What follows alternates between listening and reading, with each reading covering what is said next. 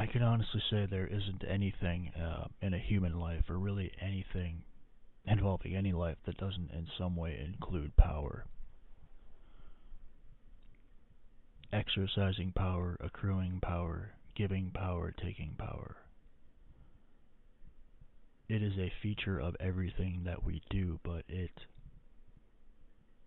isn't by far the only thing. It's not the only motive, at least it shouldn't be, in my opinion. There are some who will say that the exercising of power is the primary activity and pursuit of a human being, but that is woefully inaccurate. We all know that power is information, its strength, its charm, its talent, its ability, its size, its cunning.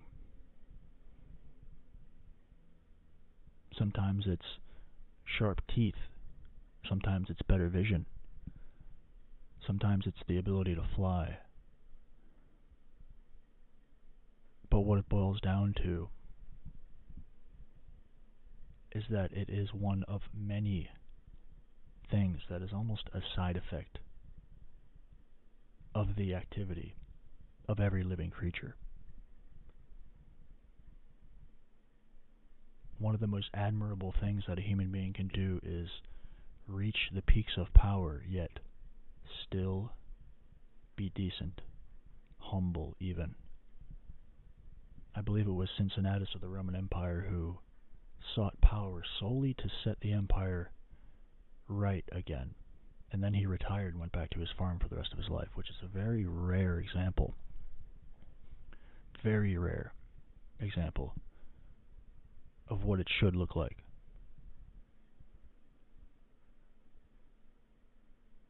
Power is withholding information, it's giving information, it's using information.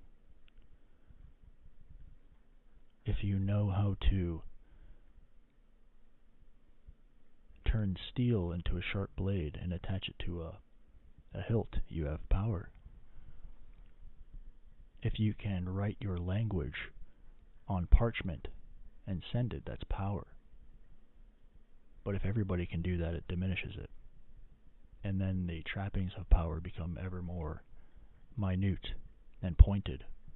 It becomes more about the skill of the person holding the axe, or the person with the pen, or the person reading, their ability to interpret what they're reading. Hypothetically speaking, if you were in New York City and you were driving in a smart car, a Tesla or something, and every other car in New York was also a Tesla, and your vehicle knew exactly the location of every other vehicle in that city,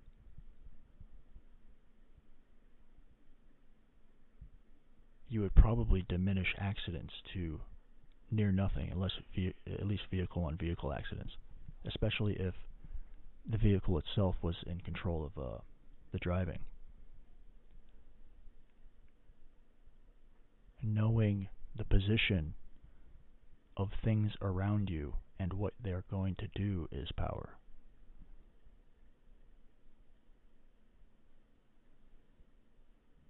But hypothetically, in that same situation, if a human driver took over, you add this layer, this lag, this buffering that increases the chances of mistakes or accidents. Because a person might not be paying attention, they might know where every single vehicle in that city is, but they might not pay attention for a second and hit somebody's bumper.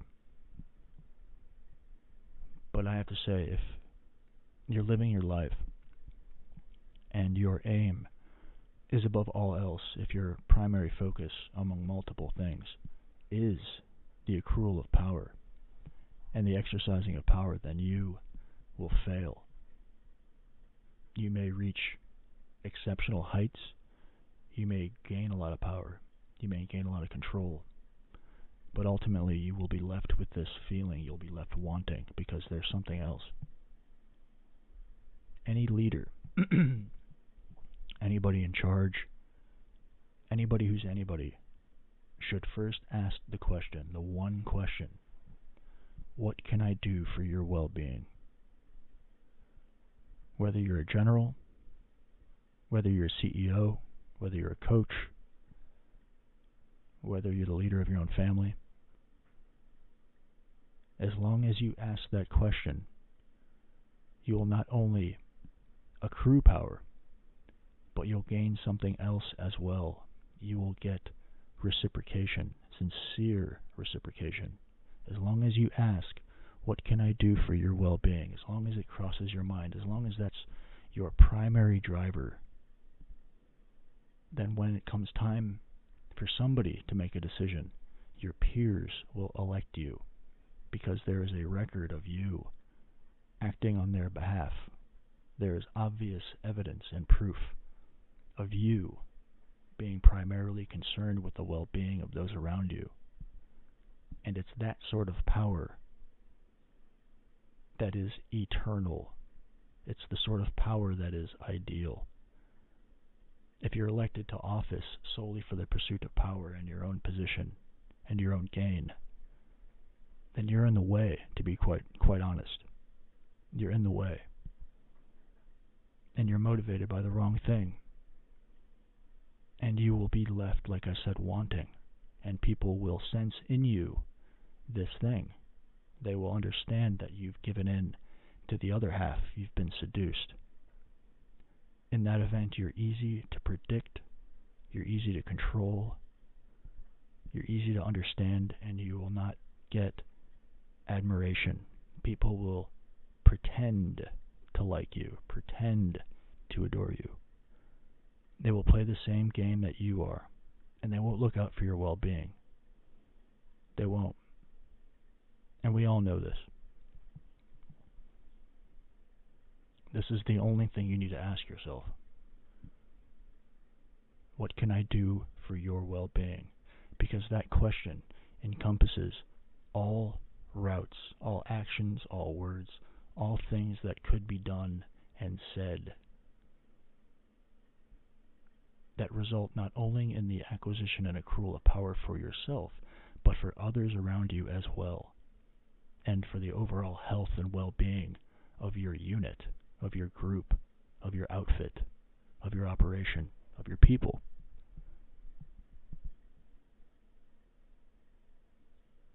Such a person is elected.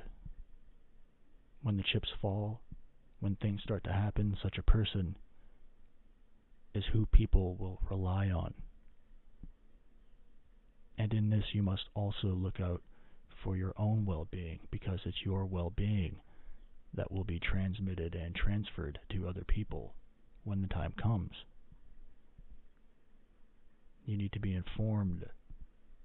You need to be strong. You need to be good so that you can look out for the well-being of those around you, of those you care about. For what else is this for? What else are we doing here? And if you're the sort of person who believes that power is all that there is,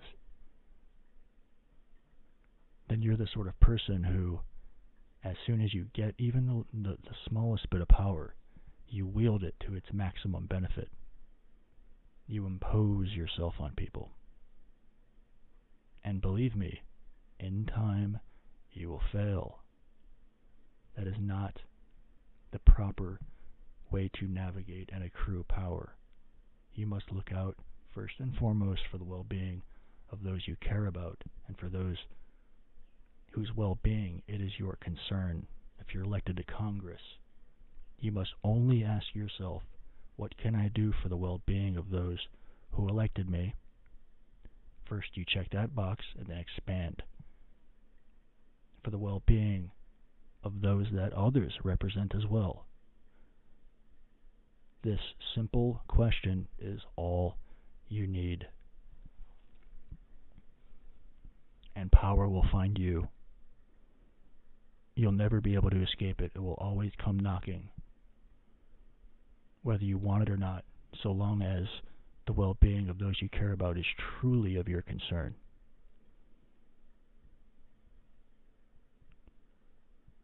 And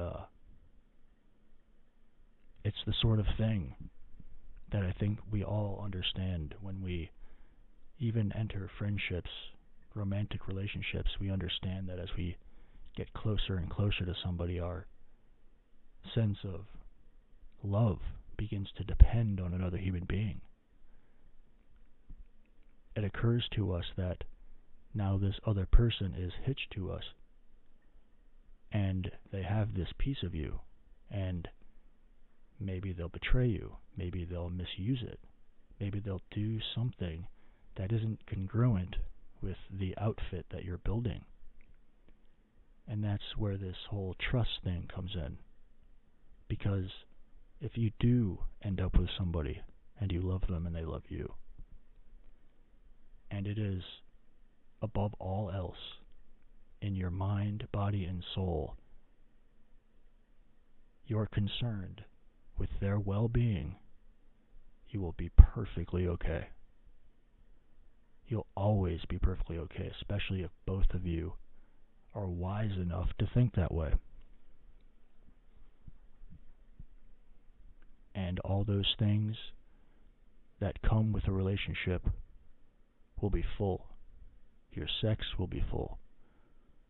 When you raise kids, it'll be full because you're also looking out for their well-being.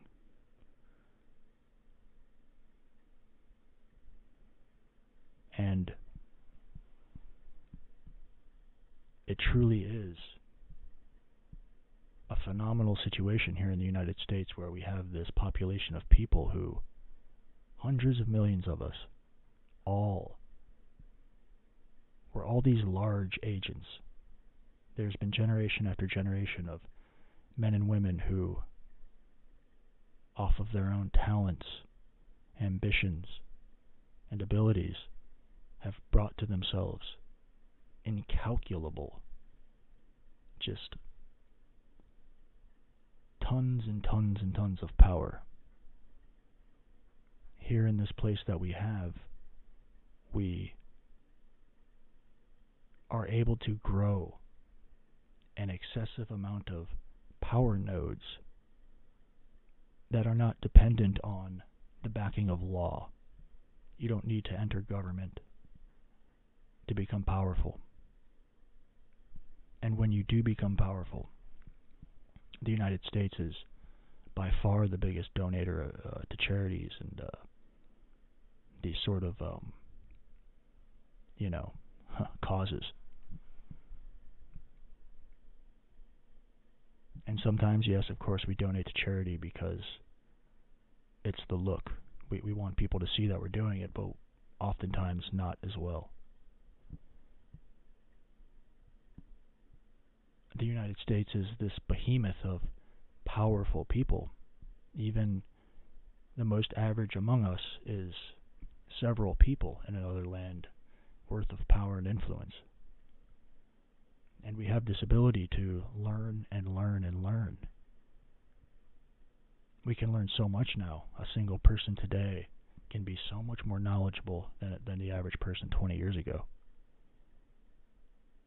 And there's so much we can do with what we know.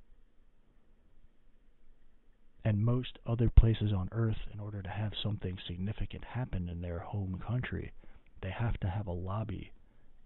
In the United States, they have to have a group of people in the United States acting on their behalf. Otherwise, not much happens, because this truly is the center of power and influence, and that is only going to continue to grow.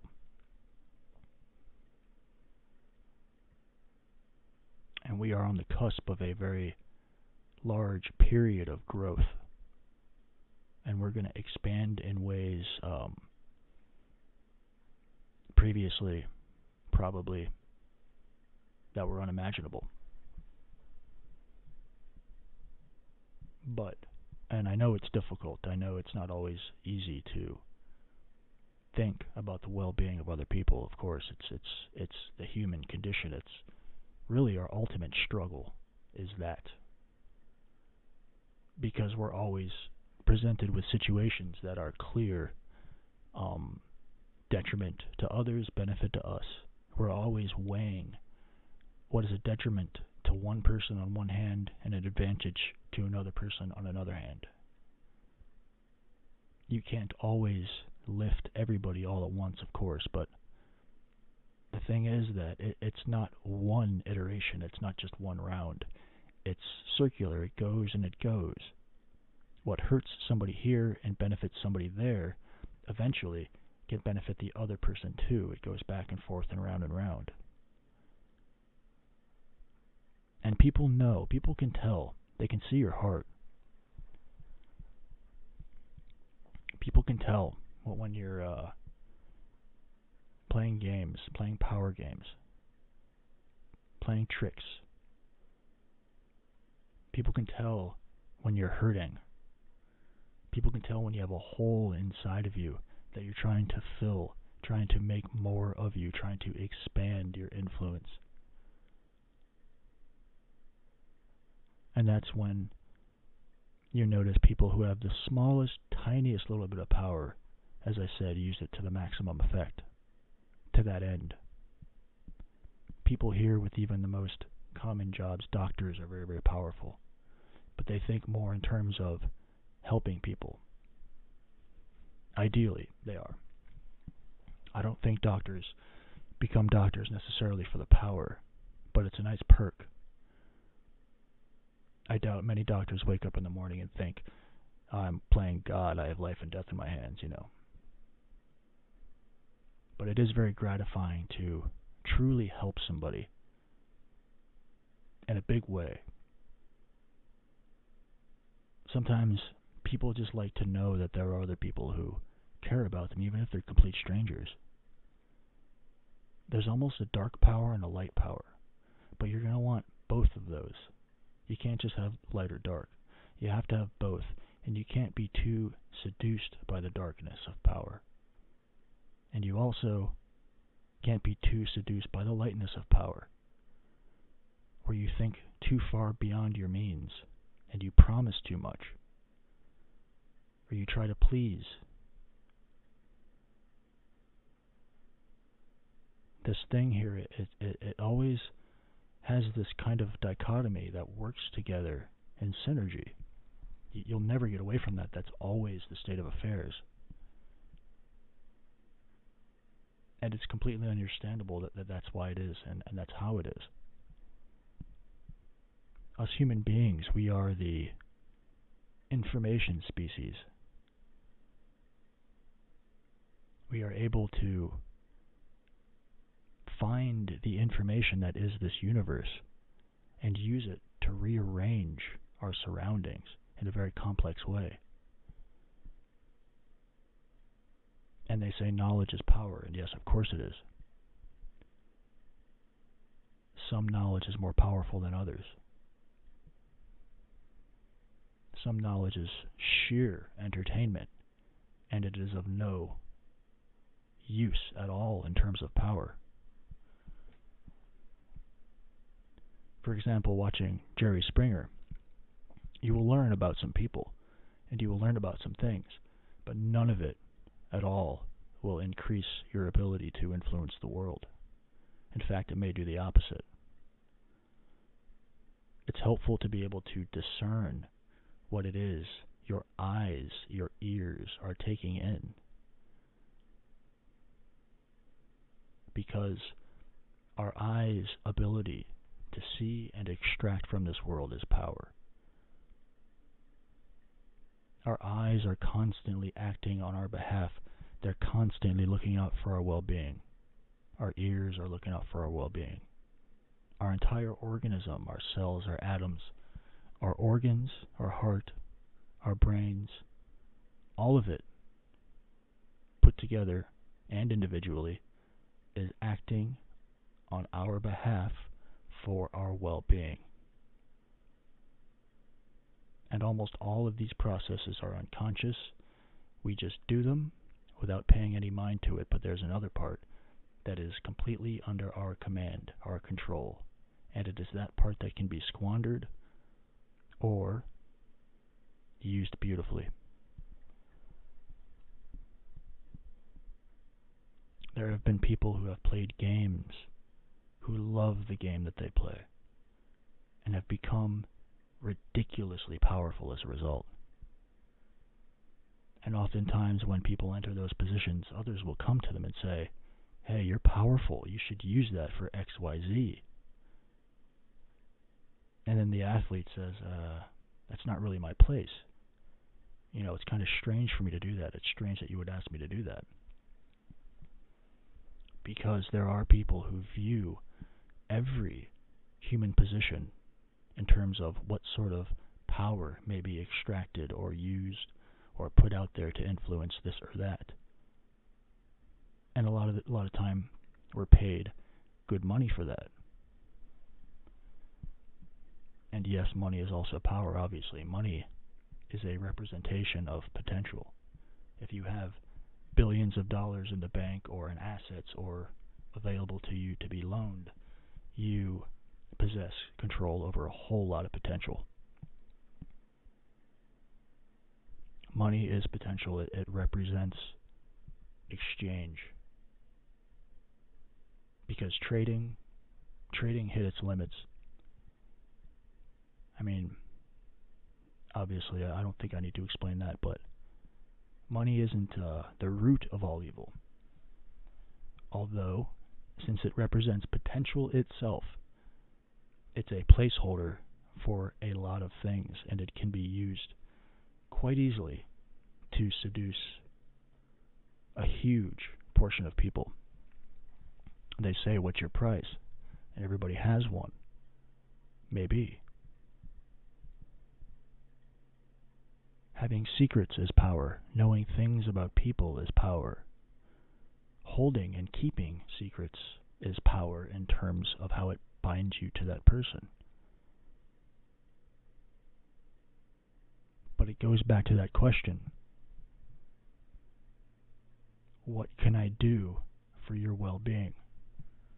If you're the CEO of a company and that's what's on your mind, if you're interested in the well-being of your employees, the company, and your customers, and let's say your country too, or humanity at large, then you need not ask anything else, because within that question, every answer is available, so long as that is your base, as long as that is your premise, and through that premise, the most good can be done. Through that premise, there is the maximum set of answers that can come to you in any given situation.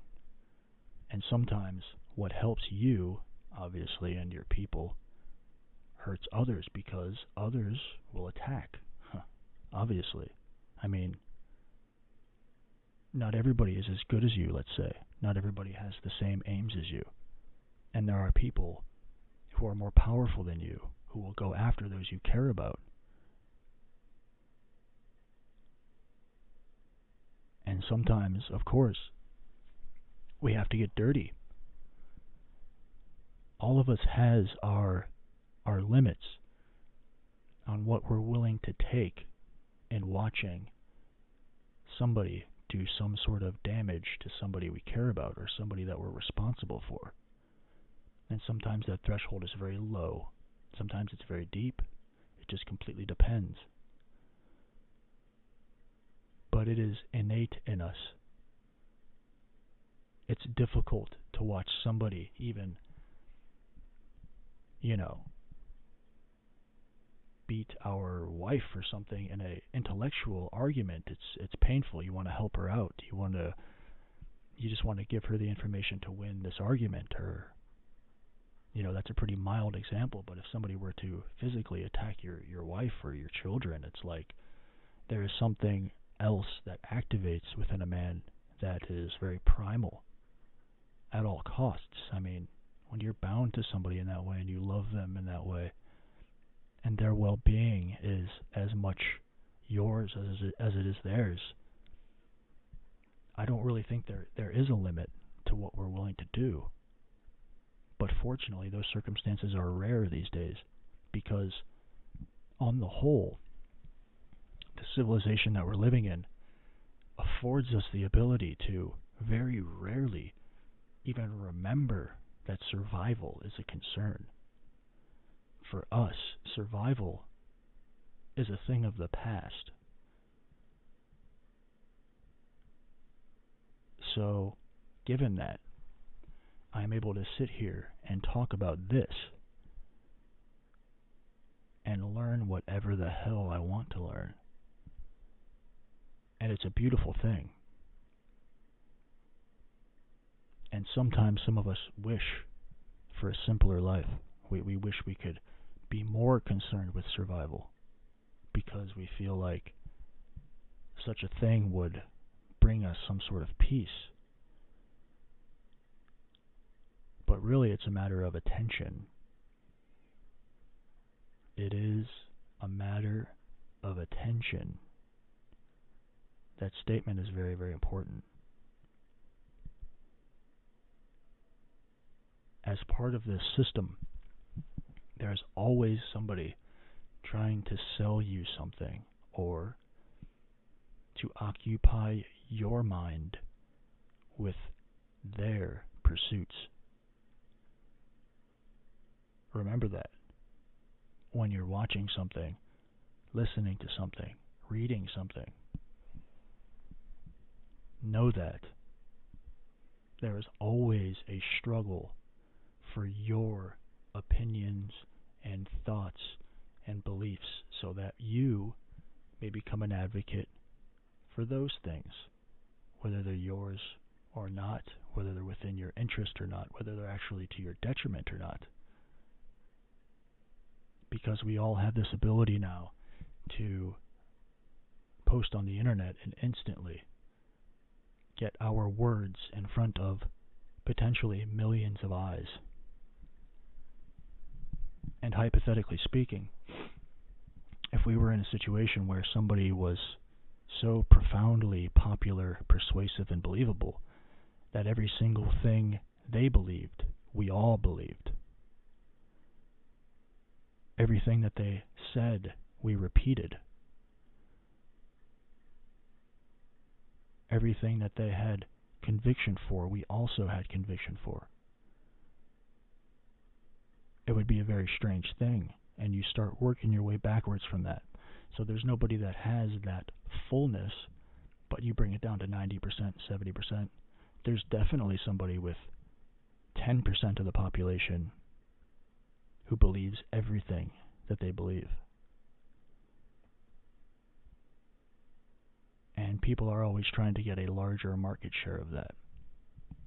Because within this game, as power as one of the motives, so is money, obviously. So is adoration.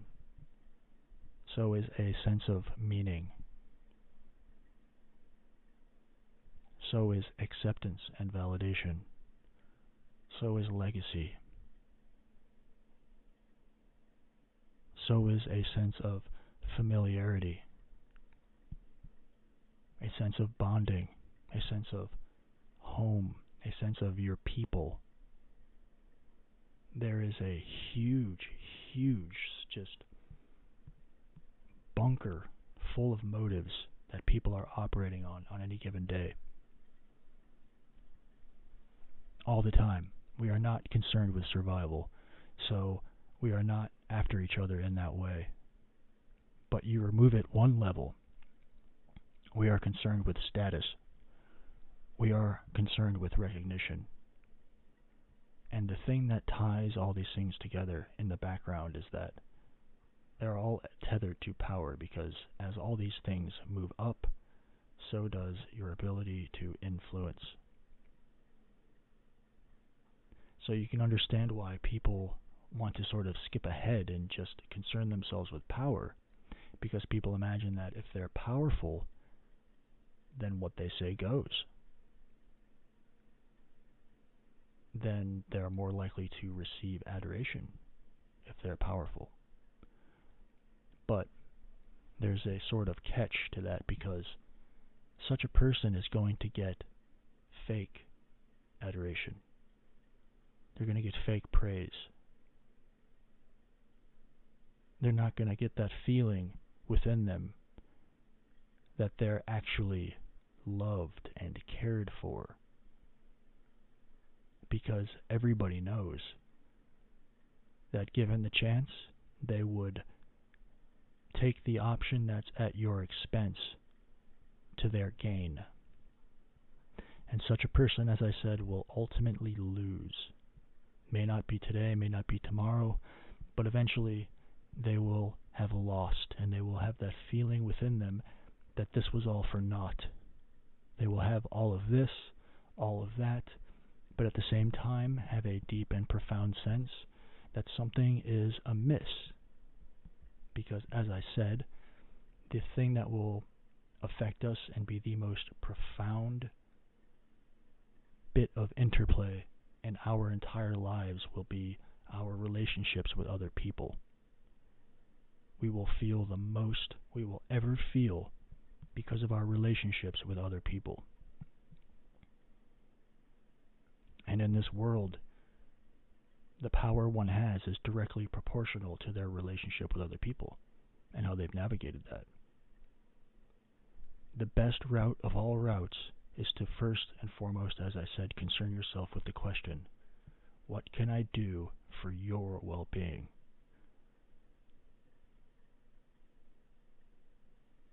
Tell me what you need. Tell me what you want. Tell me what you feel. Do you need help? And when it comes to adoration, affection, and love, those things will not only come, they will be laced in every part of your relationship. It will be a core feature of your relationships with the people you love and you're surrounded with. And we all know this, obviously. And as I said, of course, we have to make difficult decisions sometimes. But ultimately, we know if our primary motive, if our primary way of being, of dealing with other people, is of that concern. We actually care about their well-being, and thus they care about ours. Because our well-being is their well-being, and vice versa. This reverberates, it goes back and forth. If there's taking, it's temporary. Because there's going to be giving. This thing fills out. But, as I said, if you're the sort of person who thinks power first, and that's all that there is, and you just want to influence the world and shape it, you will fail. You will truly fail. And I know maybe it doesn't sound like it's just that simple, but it really is. You will fail, and you will be in the way. And you will be one-dimensional. You'll be easy to understand. You'll be easy to control. And unfortunately, you'll end up in the exact place you did not want to be.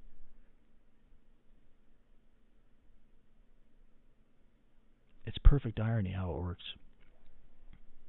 The person who simply cares for those around him and is concerned with their well-being and helps and is competent and uses his abilities to help himself and others ends up powerful. He ends up elected. Power will find him whether he wants it or not, no matter how much he tries to escape it, no matter how much he says, I don't want that job, no matter how much he resists, it will be given to him over and over and over again because of what he's done in his life so far. Those people will always seek him. They will always confide in him. They will always help him. They will go out of their way for him. And this is the glue. This is the glue of humanity. It is not power in itself. Power is a symptom and a side effect of this question. And when you meet a person and walk up to them and approach them, the way they appear before you is an indication of whether or not they've been concerned with themselves or others or both. You'll feel the ratio. Because a person, their life, their home, their current situation is loaded with their whole life's effort so far. When you wake up in the morning and you get out of bed, the exact state of affairs you find yourself in is evidence of what you've done up until that point. everything. If you're in a mansion, it tells you something. If you have kids, it tells you something. If you have a wife, it tells you something. If the dishes are still dirty from last night's dinner, it tells you something. The evidence of what we've done so far is always revealing itself now, and as people approach me, as I meet people, whether they want to or not, they're revealing their approach to the world.